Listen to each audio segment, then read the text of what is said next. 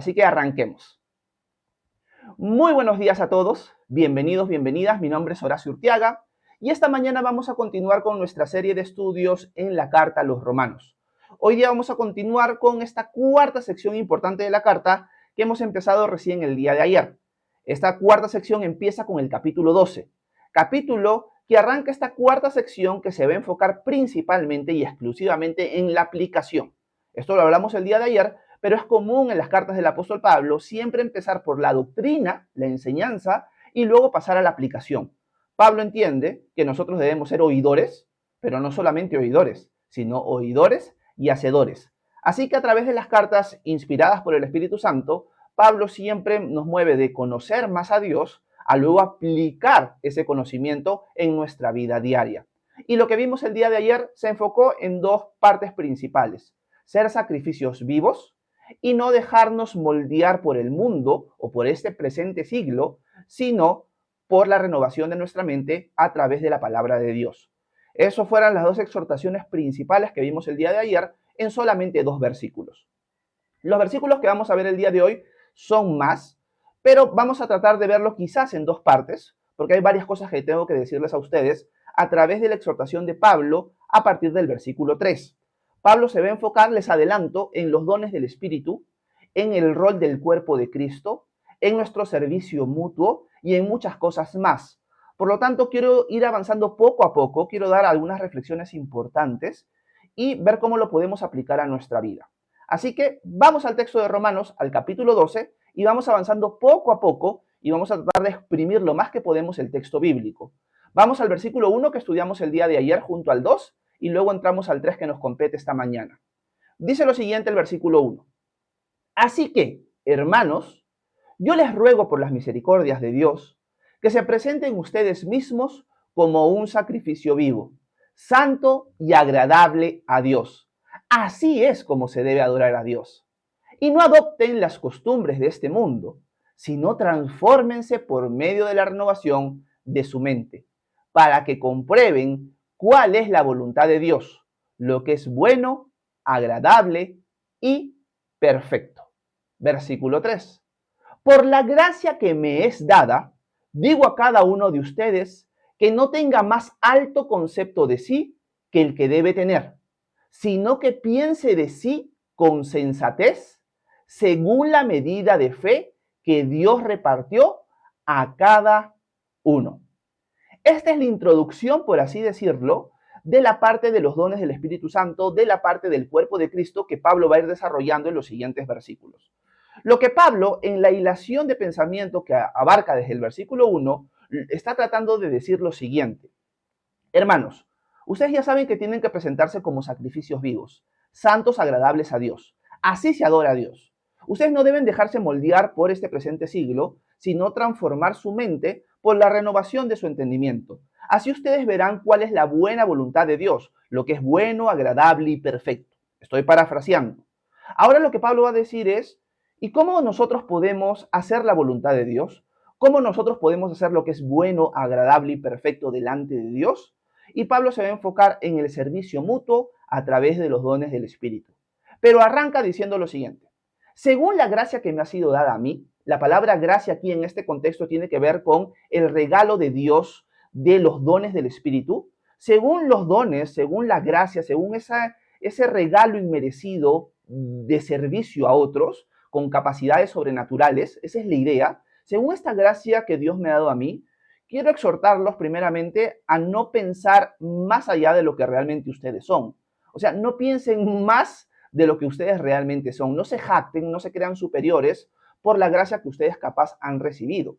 Porque Pablo es un apóstol, es alguien llamado por Dios a ser apóstol, es un maestro, tiene diversos dones del Espíritu, pero Pablo entiende que estos dones, este servicio que da al pueblo de Dios, puede llevar a Pablo a jactarse por encima de los demás o a creerse por encima de los demás.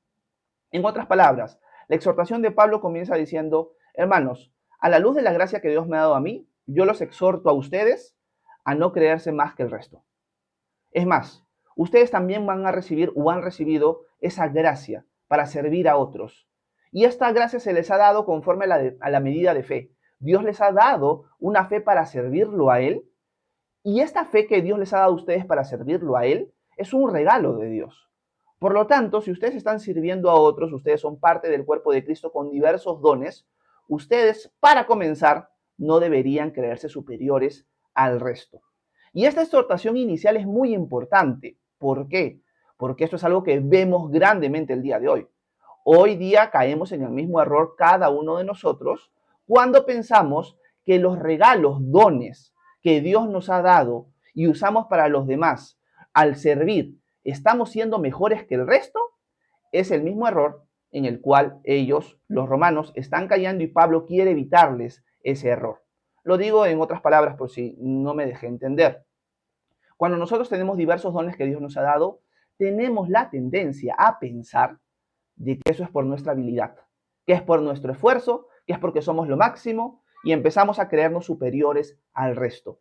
Me encanta lo que dice el apóstol Pablo en otra carta, en la carta a los Corintios, exhortando con respecto al tema de creerse superior al resto. Una de las cosas que Pablo dice es lo siguiente. Miren lo que Pablo dice en 1 Corintios 4:7. Dice, porque ¿quién te hace superior? ¿O qué tienes que no hayas recibido? Y si lo recibiste, ¿por qué te jactas como si no te lo hubieran dado? Esa exhortación es para cada uno de nosotros que tenemos los dones y que sabemos específicamente qué estamos haciendo para el Señor y qué es lo que el Señor nos ha dado para servir a su pueblo. Una de las cosas que siempre va a surgir en nuestro corazón de tanto en tanto, algunos más, algunos menos, es que nos empezamos a jactar, porque pensamos que estos regalos que Dios nos ha dado para servir a otros son realmente como resultado de nuestra habilidad y de que somos lo máximo. Y Pablo quiere bajarnos de nuestra nube. Una de las cosas que siempre repito cuando toco el tema de los dones del Espíritu es que nunca debemos pensar, vuelvo a decirlo, nunca debemos pensar que los dones son el resultado de madurez. Los dones no son el resultado de madurez. Los dones son regalos del Señor para servirnos mutuamente como cuerpo de Cristo, independientemente de nuestra madurez. Por eso siempre digo, yo puedo enseñar la palabra de Dios por aquí. Dios me puede haber dado a mí el don de maestro, de poder hacer entender su palabra. Pero yo en mi día a día ser una desgracia, ser alguien que no refleja a Cristo, ser alguien que odia al prójimo, ser alguien que es envidioso, egoísta, etcétera, etcétera. Ese puede ser Horacio. Ustedes ven un Horacio solamente en la cámara, ejercitando el don que Dios le ha dado. La gloria sea para él, pero no me conocen. Por lo tanto, nunca piensen de que los dones van de la mano con la madurez, porque no lo van. Cuando nosotros estudiamos la carta a los Corintios, vemos que esta iglesia tiene todos los dones, pero Pablo les llama la atención por los distintos pecados que están cometiendo. Es una iglesia muy carnal. Alguien podría decir, pero Horacio, ¿cómo puede ser una iglesia carnal la que tiene todos los dones? Porque los dones no tienen que ver con madurez. Tengamos cuidado con eso. Por lo tanto, no te jactes de lo que tú has recibido, porque no es tuyo, te lo ha dado el Señor. Por lo tanto, si eres maestro o tienes cualquier don que Dios te ha dado para servir a los demás, no pienses que es porque eres lo máximo. No lo eres. Dios te lo ha dado porque te ama y porque quiere que tú sirvas a otro y lo reflejes así. No porque seas lo máximo. Más bien, todos nosotros somos indignos de los dones que el Señor nos da. Pero nosotros, ahora que los recibimos, vamos a servir a los demás por amor, sabiendo que no nos pertenecen y que somos administradores de esos dones que el Señor nos ha dado para la edificación de su iglesia. Así que, para comenzar, recordemos esta verdad. Cualquier don que podamos tener o que otras personas tengan, no tienen que ver con madurez. Primer punto. Segundo, analízate si tú te estás creyendo más que el resto por los dones que Dios te ha dado. Esto generalmente en el mundo evangélico de hoy pasa más con aquellos que son maestros o aquellos que son pastores. ¿Por qué? Porque nuestra cultura evangélica lamentablemente ha puesto en un pedestal a los maestros cuando no debería ser así. Así que tenemos que analizar nuestro corazón. ¿Nos estamos creyendo más que el resto por los dones que Dios nos ha dado? Si es así, ¿qué tienes que no hayas recibido tú? ¿Por qué te jactas si tú lo has recibido? No tiene sentido lo que estás pensando. Arrepiéntete de eso. Y eso es lo que Pablo quiere exhortarles para iniciar el tema de los dones, el tema del cuerpo de Cristo a la iglesia en Roma. Dicho esto, vayamos nuevamente a Romanos capítulo 12 y volvamos a leer el versículo 3 para ver qué es lo que Pablo sigue hablando con respecto a el cuerpo de Cristo y los dones del Espíritu Santo. Volvamos a leer el versículo 3 y veamos lo siguiente. Dice Pablo: por la gracia que me es dada, digo a cada uno de ustedes que no tenga más alto concepto de sí que el que debe tener, sino que piense de sí con sensatez, según la medida de fe que Dios repartió a cada uno. Versículo 4. Porque así como en un cuerpo hay muchos miembros y no todos los miembros tienen la misma función, así también nosotros, aunque somos muchos, formamos un solo cuerpo en Cristo. Y cada miembro está unido a los demás. Esta figura del cuerpo de Cristo es una figura que Pablo va a usar en otros pasajes. Por ejemplo, 1 Corintios 12 es un pasaje donde ustedes van a encontrar nuevamente, pero de una manera mucho más extensa, la figura del cuerpo de Cristo como una figura de unidad, como una figura de servicio mutuo. Aquí vamos por partes, porque en estos dos versículos hay un montón de cosas que quiero decir. Lo primero que quiero decir es lo siguiente. Pablo acá está implicando que los cristianos en Roma son parte de un solo cuerpo, son miembros del cuerpo de Cristo y cada uno está al servicio del otro. Es un servicio mutuo. Pero aquí lo primero que me ponía a pensar mientras leía el texto es lo siguiente. A veces pensamos nosotros, como discípulos de Cristo, como cristianos, de que no somos parte del cuerpo de Cristo. De que es como que nosotros somos solamente espectadores. El cuerpo de Cristo son el liderazgo de la iglesia o es el pastor. Ese es el cuerpo de Cristo. Nosotros, en cambio, somos espectadores que venimos, que nos sentamos en las bancas de la iglesia, recibimos la palabra y nos vamos cada uno a nuestra casa. Por lo tanto, al final no hay unidad en el cuerpo, porque estamos fuera, en verdad, de nuestra forma de pensar, y tampoco podemos servirnos mutuamente, porque ese es trabajo de otros, no es trabajo mío. Por lo tanto, yo no soy parte del cuerpo de Cristo. Error garrafal. Nosotros somos parte del cuerpo de Cristo. Nosotros somos una familia en Cristo. Por lo tanto, borremos la idea absurda de pensar de que son los otros los que forman parte del cuerpo de Cristo. Son los otros los que mantienen la unidad. Son los otros los que sirven. No. Si tú has creído en Cristo, tú eres parte de su cuerpo. Por lo tanto, ahora tú formas parte de un solo cuerpo, que es la familia de Dios, que es el cuerpo de Cristo. Y ahora tú tienes un rol muy importante dentro de esa familia. Un rol que tienes que cumplir a la luz de lo que Pablo está diciendo aquí. No eres un cristiano solitario separado del cuerpo. No funciona el cuerpo así. Mi mano no puede andar por un lado, mi pie por el otro y mi cabeza por el otro. Todo mi cuerpo anda junto. Es más, si una parte de mi cuerpo se perdiera, yo me sentiría miserable, porque sé la importancia de cada parte de mi cuerpo. Igual sucede en el cuerpo de Cristo. Si tú piensas que eres un miembro del cuerpo de Cristo, separado, aislado por ahí, que no tiene importancia delante de Dios y que no pasa nada si estás separado del resto, Dios se puede sentir muy triste por eso, porque es su cuerpo. Y así como nosotros nos podríamos sentir muy tristes y miserables si nos falta una parte del cuerpo y nos sentiríamos muy limitados en varias cosas y deprimidos en algunas, imagínate cómo se siente Dios cuando alguien que es parte de su cuerpo quiere vivir separado del cuerpo. Por lo tanto, el primer error que tenemos que evitar a la luz de estos versículos que estamos leyendo es pensar que no somos parte del cuerpo. Eres parte de la familia de Dios. Que nadie te aísle de esa verdad. Porque a veces también es culpa de la iglesia local el tratar a algunas personas de una manera y a otras de otra. No. En el cuerpo de Cristo todos somos exactamente iguales. Todos formamos parte de un solo cuerpo. No hay partes del cuerpo que sean de la alta sociedad y partes del cuerpo que sean de la sociedad media o de la sociedad baja. Todo nuestro cuerpo es necesario y todo es un solo cuerpo. Qué importante es entender eso. Tú no eres un miembro de segunda categoría, por si acaso. En el mundo evangélico, lamentablemente, esto es muy difícil de borrar. ¿Por qué? Porque hemos construido una iglesia en la cual el pastor y los líderes son los miembros de la alta sociedad. Son los miembros importantes. Y tú eres un miembro de segunda o tercera categoría.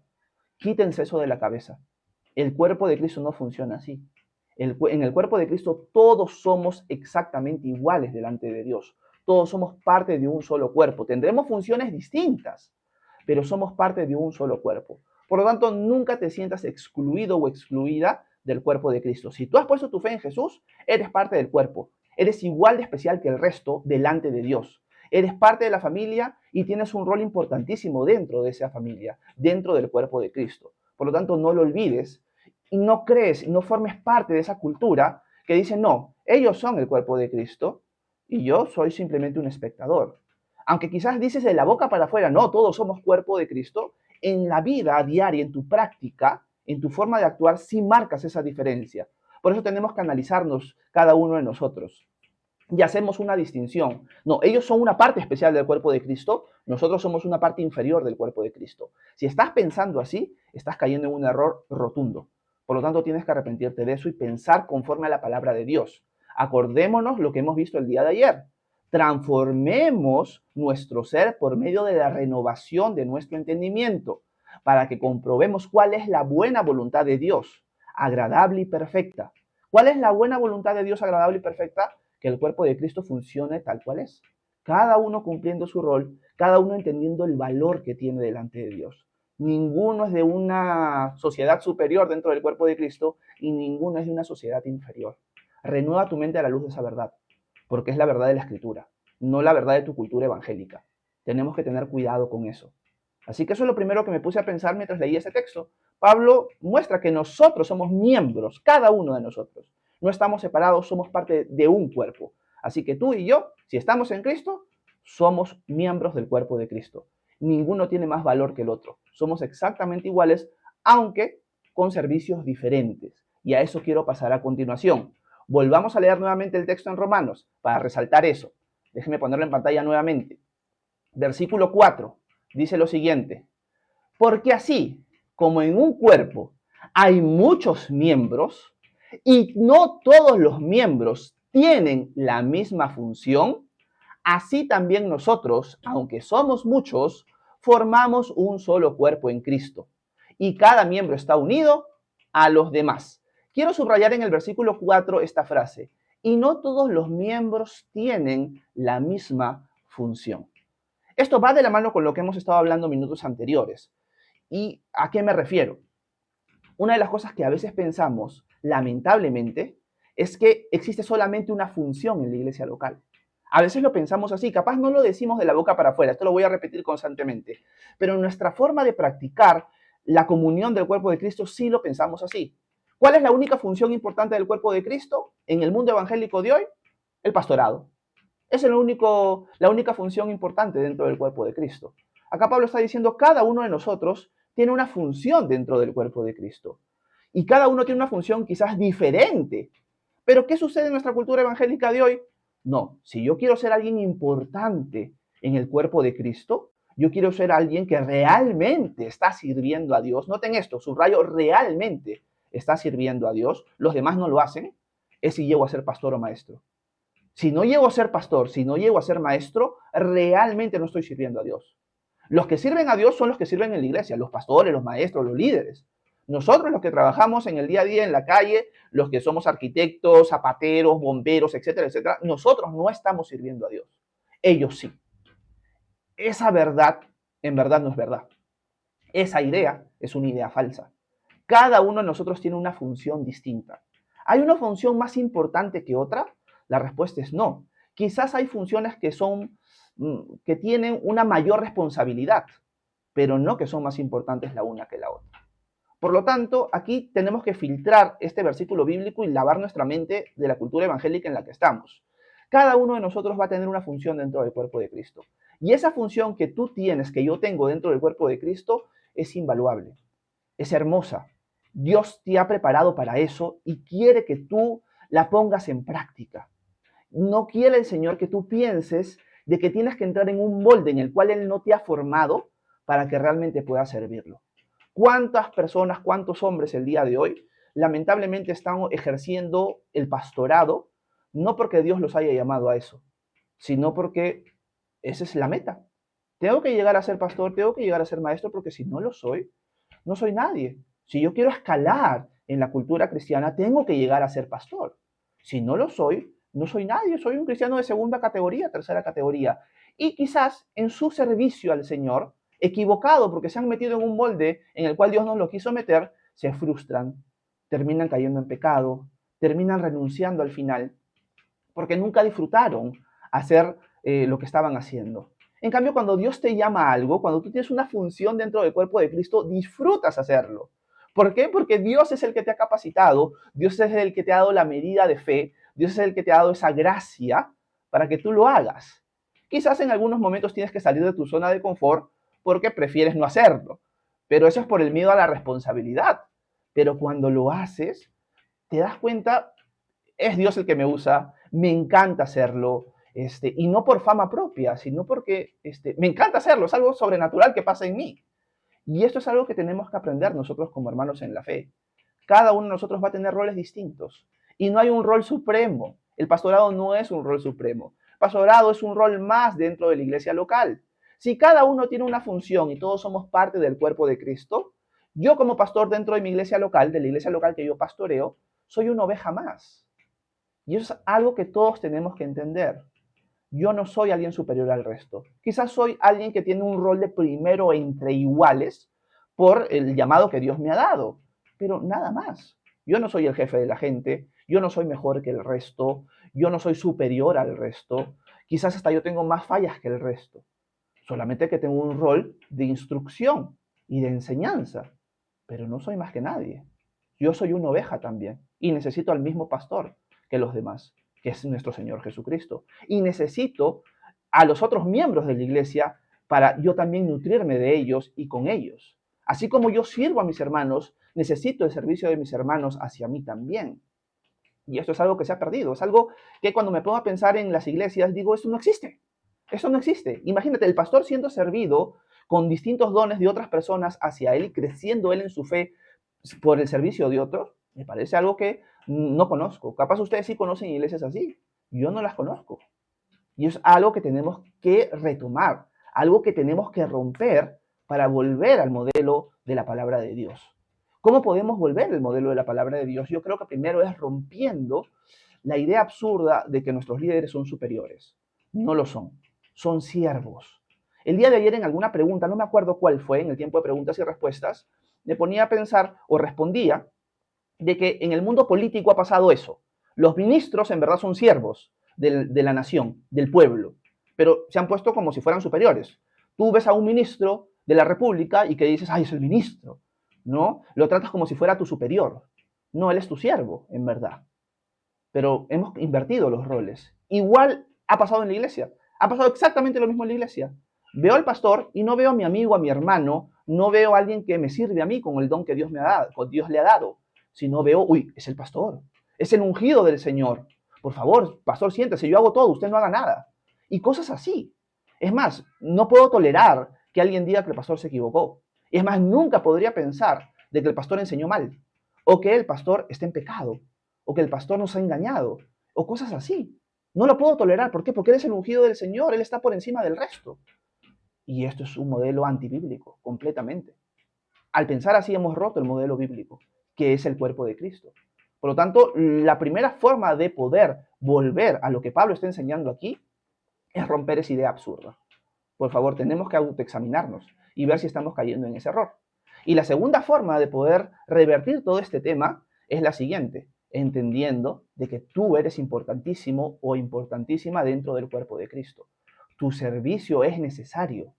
Ahora, ¿a qué servicio me refiero? No lo sé. Dios es el que nos va a capacitar, Dios es el que nos va a llamar, Dios es el que nos va a impulsar. A veces también veo muchas iglesias donde dicen, ya, yo quiero que tú hagas esto, yo quiero que tú hagas aquello, y yo encasillo como el pastor, como soy la autoridad, soy el papirriqui aquí, yo soy el que decido en qué sirve la gente. Si las personas tienen deseo de hacer otra cosa, impulsadas por Dios, yo no se los permito, y por lo tanto privo a la iglesia de ejercitar las funciones que Dios les ha capacitado y que les ha llamado a hacer. Es más, si no me parece cómo lo hace o la forma en la que lo hace, lo critico y le prohíbo hacerlo. Eso es terrible. Cada uno de nosotros tiene una función distinta y las funciones distintas van a obrar en funciones distintas adicionales a estas. Por ejemplo, un tema en el cual yo me muevo, que generalmente es el tema de enseñanza. Hay hombres que Dios ha levantado para enseñar de forma escrita, no de forma oral. Hay hombres que Dios ha capacitado para enseñar de forma audible. Hay hombres que Dios ha capacitado para enseñar y los ha llamado a enseñar por internet, como es en mi caso. Hay otros hombres que no. Hay otros hombres que escriben por internet y otros que escriben en temas académicos, otros que escriben cuentos, pero todo eso lo hacen para la gloria del Señor porque Dios los ha llamado a eso. Estoy tocando solamente un área, que es el tema de enseñanza, porque es en el que me muevo yo.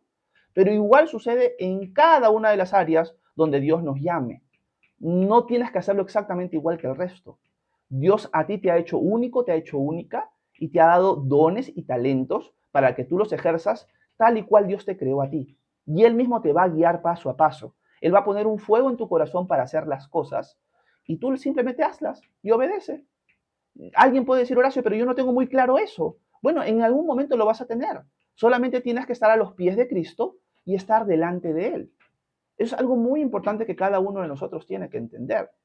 Por lo tanto, si rompemos este molde, vamos realmente a poder vivir como cuerpo de Cristo, que es lo que el Señor quiere para nosotros. Por lo tanto, el apóstol Pablo lo está dejando clarísimo aquí. Todos nosotros somos miembros de Cristo. Todos nosotros somos miembros importantísimos, los unos a los otros. Todos nosotros tenemos diversos dones que son invaluables, valiosos dentro del cuerpo de Cristo y los debemos ejercer. Ninguno es superior al otro. Todos nosotros somos iguales. Todos nosotros somos ovejas con un mismo pastor que es Jesús.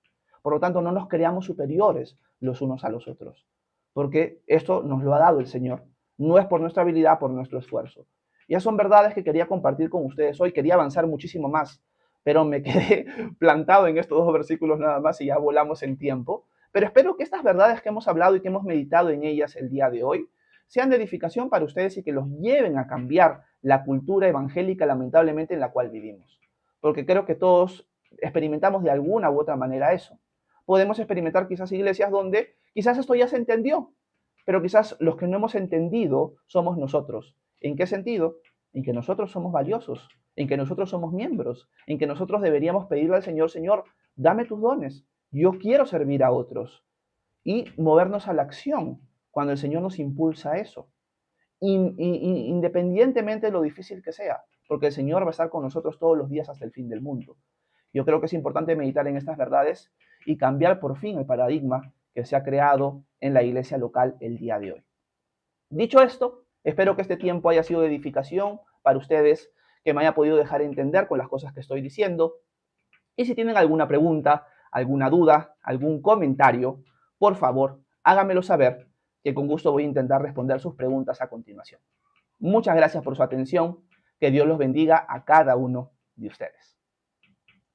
Bueno, déjenme, por favor, detener la grabación de la cámara un ratito y luego pasamos al tiempo de preguntas y respuestas. ¿Okay? Gracias por haberme acompañado en este espacio de tiempo. Ahora vamos a pasar un tiempo de preguntas y respuestas. Si tienen dudas sobre Dios, sobre el cristianismo, sobre la Biblia, déjenme en la sección de comentarios que con gusto voy a intentar responder sus preguntas. Una de las formas en la cual me pueden apoyar bastante es dándole tap a la pantalla varias veces, porque así permiten que el algoritmo de TikTok alcance a más personas. También pueden apoyarme compartiendo el live en sus distintas plataformas, sobre todo en TikTok. Y también TikTok ha abierto la posibilidad de apoyar a este canal para que tenga más alcance con los corazoncitos quiéreme. Si me pueden apoyar con uno de esos corazoncitos, se los agradecería un montón, aunque no es obligatorio nada de lo que estoy diciendo. El hecho de que estén aquí es suficiente, pero si desean saber cómo me pueden apoyar, esa es una de las formas. Dicho esto, ahora sí voy a subir. Déjenme un ratito mandar en mi cuenta alternativa el corazoncito por aquí, porque hace tiempo que no lo mando en esta cuenta.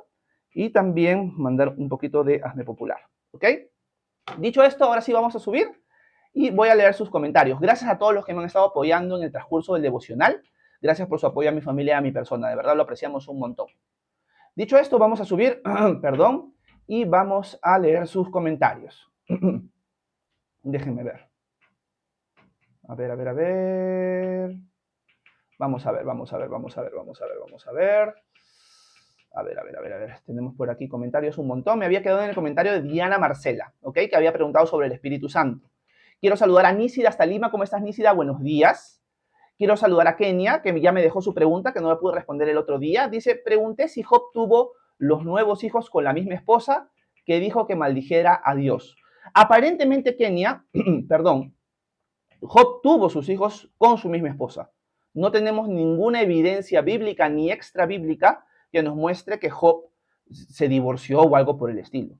Su esposa cometió un error Y Job en verdad le exhorta a su esposa en la forma en la que ella está hablando. Ahora, Kenia, algo importante con respecto a la esposa de Job es que tampoco podemos criticarla en un sentido destructivo.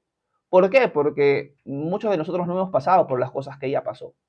La mujer es un vaso más frágil, la mujer es mucho más sensible que el hombre. Imagínate perder todo, ver a tu esposo prácticamente destruido y que todos tus hijos se hayan muerto. Y tú sabes que Dios está detrás. O sea, tú sabes que Dios ha permitido esto. Por lo tanto, no todas las personas van a responder de la mejor manera. Job es un ejemplo de alguien que respondió de la mejor manera. Pero no todos vamos a hacerlo así. Es más, yo no me atrevería a decir, yo también respondería de la misma manera que Job. Yo no lo sé. No voy a pensar de mi fe en algo más de lo que realmente tengo hoy. Por lo tanto, cuando vemos a la esposa de Job decirle a Job, ¿sabes qué, Job? Maldice a Dios y muérete. Fue un arranque quizás del dolor que ella está sintiendo en ese momento. Entonces, a veces podemos ser muy duros con personajes bíblicos así, pero es que nosotros no hemos pasado por esas cosas. Eso es por un lado. Y por otro, con el tema que es tu pregunta, en verdad, la central, no tenemos evidencia de que Job se haya divorciado por eso. Yo creo que Job, como un buen hombre de Dios que fue, comprendió a su esposa, le exhortó para que se diera cuenta de que estaba haciendo mal, y Dios los prosperó y Dios les consiguió tener nuevamente una familia extensa después de la prueba que pasó. Ese era el pensamiento que tengo yo, querida Kenia. Gracias por tu pregunta. Quiero saludar a Colibrí. Dice, si Adán y Eva tuvieron 2 hijos varones, ¿cómo se reprodujeron? Gracias, Colibrí, por tu pregunta. Lo que sucede, Colibrí, es que tenemos que leer el capítulo 5 de Génesis, que es la genealogía que viene de Adán en adelante hasta Noé, donde vemos que Adán no solamente tuvo o tuvieron a Caín y Abel, sino que tuvieron muchos hijos y muchas hijas. Esto implica que Adán y Eva no solamente tuvieron a Caín y Abel y a Set, sino que tuvieron más hijos y más hijas. ¿Por qué no tenemos la historia de ellos? Porque la Escritura no busca presentarnos toda la genealogía de cada uno de los patriarcas o de los antepasados en la fe, sino trazar la línea por la cual vendría el Mesías. El Mesías viene por la línea de Set. Por lo tanto, se busca trazar esa línea para que nosotros nos demos cuenta cómo Dios está rastreando todo para que se cumpla la promesa o la profecía hecha en Génesis 3:15, donde la simiente, la semilla, la descendencia de la mujer pisará la cabeza de la serpiente. Esta le morderá en el talón, pero el Señor le pisará la cabeza y la destruirá. Y esta simiente de la mujer, que es el Mesías, es algo que se busca rastrear en el transcurso de todo el libro de Génesis, por lo menos. Entonces, esa es la idea, Colibrí. Así que no solamente Adán y Eva tuvieron a Caín y Abel, sino tuvieron muchos hijos y muchas hijas adicionales. Gracias, Colibrí. Quiero saludar a Brenda. ¿Cómo estás, Brenda? Un abrazo hasta el Callao. Buenos días. Quiero saludar a Maggie hasta Chile. Dice, buenos días, Pastor Horacio, aquí presente para escuchar este devocional. Qué bueno, Maggie, para servirte. Quiero saludar a Juan Montoya hasta España. Buenas tardes, Juan. Bienvenido. Quiero saludar a China. ¿Cómo está, China? Un abrazo, si no me equivoco, hasta México. Buenos días. Juan dice, entendemos que si hay una práctica de pecados, no puede estar en el Espíritu Santo. No, Juan. En el Espíritu Santo se va a entristecer, pero no es que se va a ir. Por eso el apóstol Pablo deja claro, no apaguen el espíritu, tampoco no lo entristezcan. Ese es el enfoque. Este es un comentario que viene con la pregunta de Diana. Quiero saludar a Estrellita. ¿Cómo estás, Estrellita? Un abrazo hasta Lima. Buenos días. Quiero saludar a Hesbon, si no me equivoco. Dice, perder al Espíritu Santo. ¿Cómo así? Están totalmente equivocados. No es una persona, es Dios. Gracias, Hesbon. Acá hay que corregir algo que quizás se malentiende dentro de la doctrina bíblica, y es que cuando decimos que el Espíritu Santo es un ser personal, no estamos diciendo que es un ser humano. A veces entendemos equivocadamente persona con ser humano. No son lo mismo. Yo soy un ser humano, pero mi persona es Horacio. Ustedes son otros seres humanos, pero sus personas son distintas. Por lo tanto, cuando decimos que Dios es una persona, no estamos diciendo que es un ser humano. Estamos diciendo que es un ser personal, que puede hablar, que se puede entristecer, es un ser que se relaciona con otros. Por lo tanto, eso hace de Dios un ser personal. No estamos diciendo que es un ser humano. Tengamos cuidado con eso. Es algo que, por ejemplo, he visto que causa mucha confusión con el tema del unicitarismo. Los unicitarios no creen que Dios sea 3 personas. Por lo tanto, cuando tú dices Dios es persona, ellos van a decir, ¿qué estás diciendo? ¿Es un ser humano acaso? Y una cosa no tiene que ver con la otra. Así que cuidado con confundirnos con eso. Gracias, Hesbon.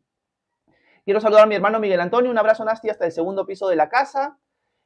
Axioma dice, ¿y es verdad sobre el rapto? No estoy seguro a qué te refieres, Axioma, con el tema del rapto. Bueno, he subido hace poco un reel en mi cuenta alternativa de TikTok sobre lo que pienso del rapto.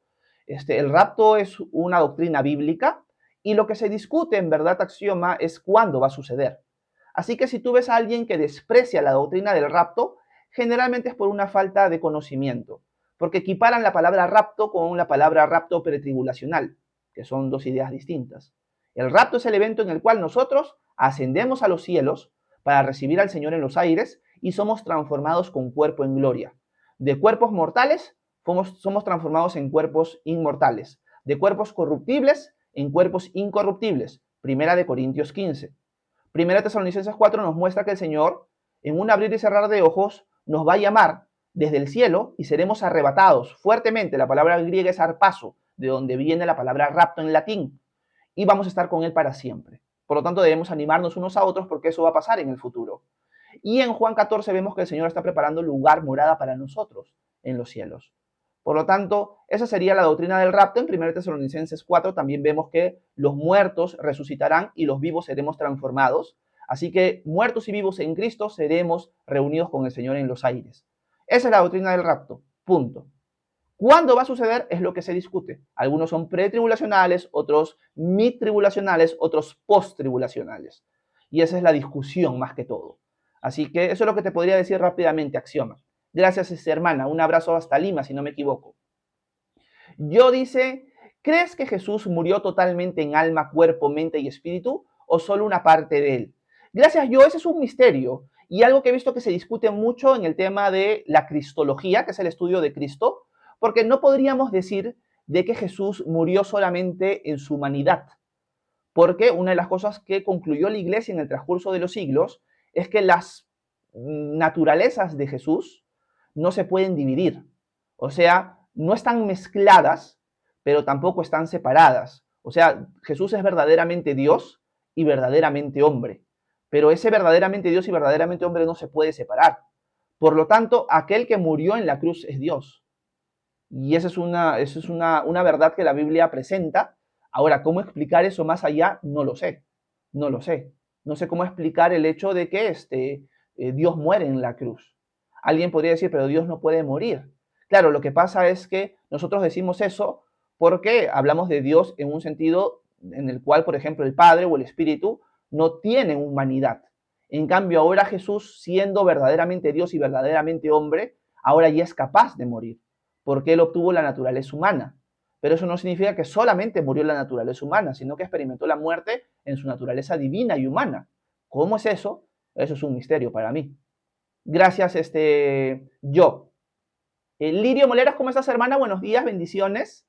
Margarita dice, a mí el fin de año en casa de mi mamá festejamos y me bailé el payaso de rodeo. Sentí claramente, dice Margarita. Un abrazo, Margarita. Más o menos entendí tu comentario. Diana dice, muchísimas gracias, pastor. Era lo que yo pensaba, pero sería sano refutar a mi pastora. Yo creo que no, Diana. Yo creo que no sería sano, sobre todo públicamente. Yo creo que cuando haya la oportunidad, pedirles referencias, pedirles argumentos de una manera cortés, de una manera amical, de una manera de hermandad, no como atacando, ¿ok? Porque a veces podemos causar división en nuestra iglesia local por un error que quizás hay y que se puede corregir poco a poco. A veces, lamentablemente, los que enseñamos no vamos a tener la disposición de ser corregidos por aquellas personas que nosotros les estamos enseñando. ¿Por qué? Porque hay orgullo, justo lo que hemos tratado el día de hoy. Entonces, yo soy muy cuidadoso de decirle a las personas, sí, corrige a tu pastor de frente, ¿no? Dile, oye, está mal esto, o pregúntale de una manera quizás como confrontativa. No debemos hacer eso. Primero porque hay muchas veces orgullo de parte de los maestros, lamentablemente es así, y otra porque tampoco es el espíritu cristiano ese. Así que lo ideal sería, si tú tuvieras una amistad fuerte con tu pastora, poder conversarlo en privado, como una amiga. Pero no todos tenemos a nuestros pastores como amigos. Así que tienes que tener mucho cuidado con eso, Diana, porque al final capaz hasta puedes sufrir un ataque de parte de la iglesia innecesario. Lamentablemente digo eso porque muchos de nosotros quizás hemos pasado por algo similar. A veces pensamos que tenemos una familia en la fe fuerte, pero cuando vamos en contra de la corriente nos damos cuenta que no, ¿no? Y nos tratan como si fuéramos los enemigos de Dios. Entonces hay que tener cuidado con eso. Gracias, Diana. Por aquí aparece Angélica Cortés. ¿Cómo estás, Angélica? Buenos días. Dice, hola, pastor, y a mis hermanos, saludos, Dios los bendiga. Un abrazo, Angélica. Margarita de México dice, cuando algo salió de mí era el Espíritu Santo y esa misma noche oré y pedí perdón. Duró días que no llegó a comprender su comentario. Quiero saludar a Magdalena. ¿Cómo estás, Magdalena? Un abrazo a Estados Unidos. Buenos días. Aquí, déjenme ver. Diana Marcela dice, así piensa mi pastor, y se pone a llorar, dice. Ella se cree mejor que el pueblo y lo dice en el púlpito. Bueno, aquí ya vemos un error, es Diana. Yo creo, Diana, que lo que tenemos que hacer nosotros es empezar nosotros el cambio. Nosotros empezar el cambio. Es la única forma. Si esperamos que otros lo hagan, nunca va a suceder. Y eso es un avivamiento, en verdad. Que nosotros como pueblo de Dios marquemos la diferencia y hagamos el cambio. Sea de los que estamos en el liderazgo o sea de los que no. Gracias, Diana, y qué pena. Bueno, no creas que eres la única que vive algo así, Diana, por si acaso. Creo que muchos de los que estamos acá podemos decir, hemos pasado por algo así en algún momento. Erika dice, buenos días, hermanos. ¿Cómo estás, Erika? Un abrazo hasta Lima. Buenos días. Estrellita dice, o porque son más espirituales. Sí, pensando de que los líderes son más espirituales, eso es verdad. Nícida dice, todo viene de Dios. Amén, Nícida. Déjenme ver. Happy por mi Cristo. ¿Cómo estás, Amy? Un abrazo hasta México, si no me equivoco. Bendiciones, pastor, dice a su familia. Un abrazo, Amy. Juan dice, creo que más importante es el fruto del Espíritu que el don. Gracias, Juan. Yo no creo que haya uno más importante que el otro. Porque cuando estudiamos 1 Corintios 12, 13 y 14, Pablo exhorta a la iglesia a buscar los dones. Esto lo vamos a ver si no me extiendo mucho el día de mañana. ¿Ok? Vamos a hablar acerca de los dones y cuál es la exhortación de Pablo y de otros apóstoles con respecto a esto. Por lo tanto, no creo que uno sea más importante que el otro. Los dos van de la mano, pero son cosas distintas. El fruto es carácter, el don es algo sobrenatural que Dios te da a ti para servir a otros, que tiene una connotación distinta. Déjenme ver por aquí. De nada, Estrellita, de nada, Laura.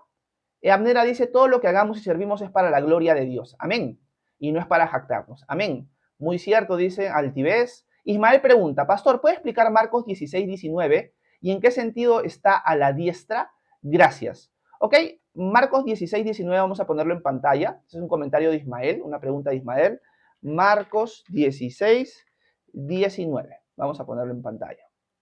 Dice el texto de Marcos, después que el Señor Jesús habló con ellos, esto es Jesús resucitado, fue recibido en el alto cielo y se sentó a la derecha de Dios. La pregunta de Ismael es, ¿en qué sentido Jesús está sentando a la derecha de Dios? Para poder entender un poco mejor esto, tendríamos que entender la forma de pensar israelita de la época de Jesús. En la época de Jesús, hay varios autores académicos que hablan acerca de esto, se entendía de que Dios está sentado en su trono, pero Él tiene su concilio, sus seres angelicales, seres divinos, que están por debajo. Nadie está al mismo nivel que Dios. Si Dios está sentado en el trono aquí, sus seres están sentados o están parados debajo de Él. Nunca al mismo nivel, nunca. Cuando se nos cuenta que Jesús está sentado a la diestra de Dios, o sea que está sentado en el mismo nivel que Dios, lo primero que nos muestra es que es coigual, coeterno que el Padre. Por lo tanto, está enfatizando la divinidad de Jesús. No solamente está enfatizando la divinidad de Jesús, sino que tiene la misma autoridad. No solamente está mostrando que tiene la misma autoridad, sino de que Él reina ahora también. Por eso Jesús en su resurrección dice, toda autoridad me ha sido dada en el cielo y en la tierra. Por lo tanto, vayan y hagan discípulos a todas las naciones, etcétera, etcétera.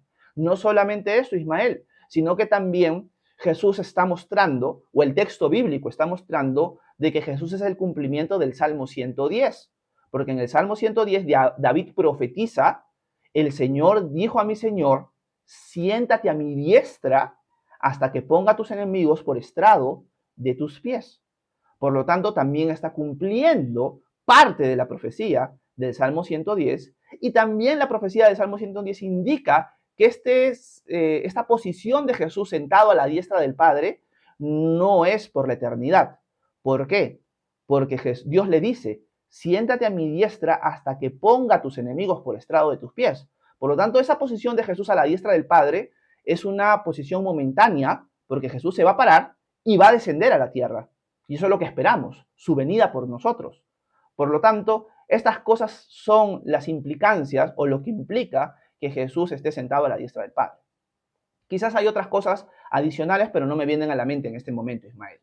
Así que eso es lo que te podría decir. Gracias por tu pregunta. Déjeme ver. Vamos a seguir leyendo algunos comentarios más, algunas preguntas más, para luego ir terminando el live. Voy a buscar el comentario de Ismael y continúo. Voy a tratar de leer un poco más rápido las preguntas. Discúlpenme si me estoy demorando bastante. Déjenme ver por aquí. Alguien silenció a... ya. Hay alguien que silenciaron. Ya sé, esa J. Gracias por silenciarlo. Déjenme ver. Ahí, ¿dónde está el comentario de Ismael?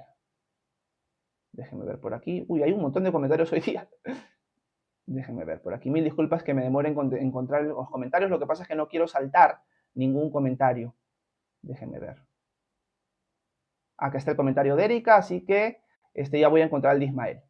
Déjenme ver por aquí. Acá lo encontré. Ok, por acá seguía el comentario de Lazaris. ¿Cómo estás, Lazaris? Buenos días. Dice, qué clarísimo aporte. Se tenía que decir y se dijo, dice. Los dones en nosotros son puro mérito de papá. Amén. Amén, Lazaris. Excelente. Un abrazo hasta Lima. Déjenme ver. Harold dice, por eso es necesario congregar, porque uno solo en casa no puede edificar. Excelente comentario, Harold. Muy buen comentario. Muy bien dicho. Quiero saludar a Mónica. ¿Cómo estás, Mónica? Buenas noches, en tu caso. Un abrazo para ti, para Niurka. Déjenme ver. Por aquí hay alguien, creo que es Zaira, no estoy seguro si estoy pronunciando bien tu nombre. Dice, hola, ¿se puede aprender algo y desaprender eso nuevamente? Yo creo que sí. Yo creo que sí, Zaira. Yo creo que sí. Imaginemos que estamos en el error, hemos aprendido un error. Nuestro llamado es a desaprenderlo para aprender correctamente. Así que sí se tiene que poder. Gracias. Déjenme ver. Techi dice, otro está distrayendo. Lo bueno es que ya lo silenciaron. Déjenme ver. Quiero saludar a Jefferson. ¿Cómo estás, Jefferson? Un abrazo a Estados Unidos, hermano. Déjenme ver. Vamos a ver por aquí. Laura dice, sí, lamentablemente así se piensa. Si no subes al púlpito es como no servir a Dios. Amén. Déjenme seguir leyendo algunos comentarios. Maggie de Chile dice, Pastor Horacio, ¿me puede explicar el texto de 2 de Corintios 6:14? Ok, vamos a 2 de Corintios 6:14, a ver si lo podemos explicar. Ok. 2 de Corintios 6, pongo todo el contexto porque no lo tengo muy presente en mi mente. Así que nos vamos hasta el versículo 14. Vamos a leerlo. Dice lo siguiente. Somos templo de Dios viviente. Dice, no se unan con los incrédulos en un yugo desigual. Pues, ¿qué tiene en común la justicia con la injusticia?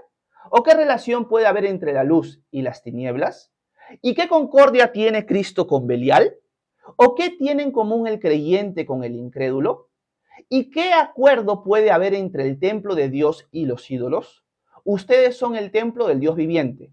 Ya Dios lo ha dicho, habitaré y andaré entre ellos, y yo seré su Dios, y ellos serán mi pueblo. Por lo tanto, el Señor dice, salgan de medio de ellos y apártense, y no toquen lo inmundo, y yo los recibiré, y seré un padre para ustedes, y ustedes serán mis hijos y mis hijas. Lo ha dicho el Señor Todopoderoso. Ese es más o menos el contexto, aunque en verdad debería leer los versículos anteriores, pero el enfoque principal aquí, Maggie, es de que nosotros no deberíamos tener comunión en un sentido íntimo con la gente del mundo. No está diciendo el texto bíblico aquí de que nosotros no deberíamos tener amigos que no son cristianos, que no deberíamos pasar tiempo con gente que no es cristiana.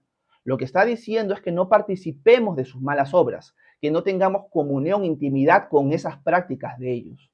¿Por qué? ¿Qué comunión tiene el templo de Dios con el templo de los ídolos? O sea, si un amigo, si adora a ídolos y se va al templo, yo no le voy a decir, ya vamos un día a adorar juntos a Baal, a adorar a Diana de los Efesios.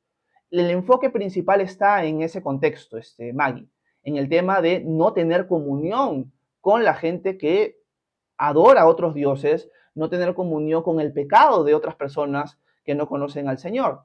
O sea, la exhortación más gira en torno a, no es que no puedo tener amistad o no puedo tener contacto con la gente del mundo y tengo que aislarme, sino de que tengo que tener cuidado en no practicar las prácticas de ellos, que obviamente son pecaminosas. Ese es el enfoque principal. Si nosotros leyéramos quizás desde el versículo 1 en adelante, podríamos ver que el texto no está hablando necesariamente del matrimonio. Se utiliza mucho este texto para hablar del matrimonio, no se junten en yugo desigual, pero el contexto es mucho más amplio. El contexto inicial no es el matrimonio aquí, pero sí se puede sacar una aplicación para el matrimonio a la luz de esta verdad.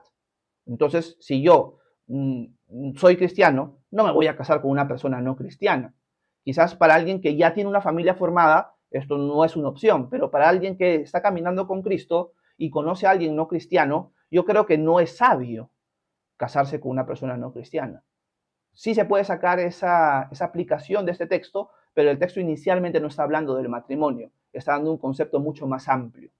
Gracias, Maggie. Por acá, Katy Nails dice, ¿puede un cristiano escuchar música secular? La verdad, Katy, es que sí y no. ¿En qué sentido sí y no? Que es algo de conciencia. Uno siempre tiene que preguntarse, ¿esto que estoy escuchando me edifica? ¿Esto que estoy escuchando o viendo me está llevando a pecar? ¿Está alimentando más la carne que el espíritu en mi propia vida? Y cada quien examinarse. Son áreas grises que más que todo va a depender la conciencia de uno. Esto lo vamos a aprender en Romanos 14 y en Romanos 15. Es igual con el tema de la comida, con igual de los días y con igual de distintas cosas, ¿ok? Por lo tanto, esto iría en cuanto a lo que escucho, lo que veo, lo que hago o dejo de hacer, en áreas que no son claras en la escritura, uno más que todo se va a guiar por la conciencia y preguntarse si me edifica o no. Para alguien, escuchar música metal, por ejemplo, o de rock, por una vida anterior en el satanismo, puede ser algo que lo lleva a tropezar. Por lo tanto, alguien que ha salido del satanismo, que ha estado metido en este tipo de música, dice, aunque la música sea cristiana con este ritmo, me trae a mí a recuerdos mi vida antes del Señor. Y por lo tanto, en lugar de edificarme, por más que la letra sea cristiana, no me edifica y no lo hago. En cambio, puede haber personas que les gusta el metal, les gusta el nu metal o el rock y escuchan rock cristiano y no hay nada de malo con eso. Entonces, al final ¿te está edificando o no te está edificando? Yo personalmente considero que hay un montón de música que no hay forma de que tú puedas decir, me está edificando, ¿no? Y que no hay forma en la que tú puedas decir, ay, mira, qué excelente artista, qué hermosa música y cosas así, ¿no? Sobre todo como parte del pueblo de Dios. Conversaba con mi familia días atrás de que a mí me parece vergonzoso. Me parece vergonzoso. Al final cada quien es libre en su conciencia, ¿ok? Y cada quien tiene que examinarse. Así que no es una crítica necesariamente como para atacar, aunque en el fondo sí, pero a mí me parece vergonzoso que alguien pueda alabar o pueda aplaudir o pueda celebrar a personajes como Bad Bunny, por ejemplo. Me parece vergonzoso. Me parece vergonzoso que alguien del pueblo de Dios aplauda ese tipo de música, ese tipo de comportamiento, ese tipo de letra y que todavía lo ponga públicamente en sus redes sociales siendo cristiano. ¿No? A mí me deja mucho que pensar algo así, ¿no? Pero ese es mi pensamiento personal, ¿ok? Gracias. Déjenme ver. Vamos a ver. Déjenme ver por aquí, por allá. Vamos a ver. Quiero saludar por aquí. Encontré el comentario de Maggie rápido, felizmente. Por aquí Diana dice, así es, pastor. Techi dice, estrellita linda, bendiciones. Diana dice, pastor, necesito tu ayuda. Lo que usted escribe es mi congregación y mis pastores, dice. Bueno, Diana, por algo el Señor te ha traído hoy aquí. Es algo que tienes que romper. Es algo que tenemos que cambiar nosotros como discípulos de Cristo y no alimentar ese sistema. Un sistema que está muy alimentado el día de hoy por culpa de nosotros muchas veces. Gracias, Diana, por tu comentario. Ya estás en WhatsApp, así que me puedes escribir cuando gustes. Jefferson dice, hermano, ¿cómo sé yo si Dios me llamó a pastor o maestro? Gracias, Jefferson. Lo primero es que Dios te va a dar a ti un deseo. Esto es algo que me ha pasado a mí, ¿ok? Así que yo puedo verlo en mi propia vida. Hay un deseo muy fuerte en uno de aprender más, ¿ok? Eso es lo primero. Yo no considero que alguien sea llamado a pastor que no tenga ganas de estudiar. O sea, alguien que sin tener ese rol de pastor o maestro, ver que es una persona que no estudia, que no lee, que no le interesan estos temas, me parece muy contradictorio. Porque es algo que Dios te pone, no es algo que tú lo buscas, es algo que sobrenaturalmente nace en ti. Es algo que viene de parte de Dios. Es un deseo de aprender, porque un maestro que no aprende, ¿cómo va a poder enseñar? No se va una cosa con otra. Otro es que tienes un deseo de poder compartir lo que estás aprendiendo. No es que aprendes y dices, ajá, ¿cuánto sé? ¿No? Sino es un deseo de, oye, he aprendido esto y lo cuentas y quieres enseñarlo a otros. ¿No? Al principio tú mismo no te das cuenta de lo que estás haciendo, pero los que te rodean en tu iglesia local se dan cuenta, oye, este hombre, Dios lo está levantando como maestro. O sea, tiene un deseo de aprender, aprende un montón y lo comparte y se le entiende todavía. O sea, es algo que viene de Dios, no es tu habilidad. Entonces yo creo, Jefferson, que esas son características de alguien que Dios ha llamado maestro. Y la iglesia lo reconoce, la iglesia a la que tú perteneces lo reconoce porque ve que brota de ti. Entonces, yo creo que esa es una buena evaluación. A veces los que más saben si tú estás siendo llamado maestro o no son los que viven contigo, son los que conviven contigo en tu iglesia local. Porque si eres un miembro que junto a otros conviven, viven, tienen comunión, intimidad, etcétera, etcétera, te van a conocer y se van a dar cuenta de eso. ¿No? Personalmente, yo considero que el don que Dios me dio a mí me lleva a eso. Y una de las cosas que yo me doy cuenta también en mi propia vida es el peligro de a veces idolatrar el don que Dios te ha dado. ¿No? Yo tiendo, y eso lo confieso a ustedes, yo tiendo a idolatrar el don que Dios me dio. ¿En qué sentido lo idolatro? En el sentido de querer tener toda mi día y toda mi vida centrada solamente en eso. No empiezo a idolatrar el estudio, no quiero hacer otra cosa. Y eso es algo que tengo que matar a mí mismo y que a veces causa daño a mi familia, por ejemplo, ¿no? O sea, a mí me duele mucho a veces, y yo mismo me doy cuenta y me frustro a veces y le pido al Señor perdón y le pido oración siempre a ustedes por eso, de que a veces yo puedo salir y estar pasando tiempo con mi familia, pero mi mente está en otro lado. Mi mente está pensando en lo que he aprendido, en lo que he leído, en cómo responder una pregunta, etcétera, etcétera. Y esto siempre ha sido así mi mente. Pero ahora con una familia tengo que aprender a morir a estos ídolos que yo mismo me construyo con cosas buenas que Dios me ha dado. Y eso es lo más triste, ¿no? O sea, Dios me da algo lindo, hermoso para servir a otros y yo lo puedo transformar y convertir en un ídolo y hacerle daño a mi familia por eso, ¿no? Entonces, a veces, por ejemplo, una de las cosas que me pasa a mí es de que puedo salir de la oficina después de terminar el live y lo que hago inmediatamente es ver mi celular y estar tratando de ver preguntas, ver un libro por aquí, un libro por allá, un artículo por aquí, un artículo por allá, y estoy supuestamente con mi familia en la cocina tomando desayuno, pero en el fondo no lo estoy. Y eso le hace daño a mi esposa, le va a hacer daño a mi hijo en algún momento, y trato de morir. Mi esposa constantemente, Horacio, deja el celular, deja el celular, deja el celular, y es mi culpa. Entonces, aprovecho para contar esto, primero para que puedan orar por mí siempre por eso, pero también para contar de que cuando uno tiene un don o cuando Dios te da, tú puedes utilizar el don bien o lo puedes utilizar mal. Y hay que tener mucho cuidado con eso y hay que autoexaminarnos. Yo creo que el riesgo más grande que tenemos dentro de los que puedo haber dicho en este momento es el del orgullo. No es de me creo superior al resto. Miren cuánto sé. Y eso es algo que Pablo mata en el versículo 3 de Romanos capítulo 12. Así que esa es una forma, Jefferson, de evaluar si Dios está llamando a ser maestro por los deseos que Él pone en tu corazón, pero también te advierto, por medio de alguien que considera que tiene ese don, de los peligros que vienen también y que tienes que tenerlos presentes desde ahora. ¿Ok? Gracias, Jefferson. Mil disculpas, volé en tiempo, como siempre. Quería responder más preguntas, hoy día han habido bastantes. Mil disculpas por no poder hacerlo. Y es por falta de tiempo, no por falta de disposición. Ahora sí tengo que pasar tiempo con mi familia. Oren por mí siempre para poder pasar realmente tiempo con mi familia y no idolatrar lo que hago. Y bueno, nos vemos el día de mañana, 9 a.m. hora Perú, para seguir estudiando juntos en la Carta a los Romanos. Vamos a seguir un poco más en este tema de la iglesia, el cuerpo de Cristo, los dones. Vamos a quedarnos ahí seguro el día de mañana y pasado mañana. Y si quieren formar parte de la comunidad de WhatsApp que tenemos, me escriben por privado acá a TikTok y yo con gusto les mando el link de invitación. No es una comunidad de estudio, es una comunidad familiar, así que es de amigos, se escribe de todo ahí. Pero si quieren formar parte, están cordialmente invitados. Dicho esto, me despido, que tengan un excelente miércoles, que Dios los bendiga. Nos vemos. Bye, bye.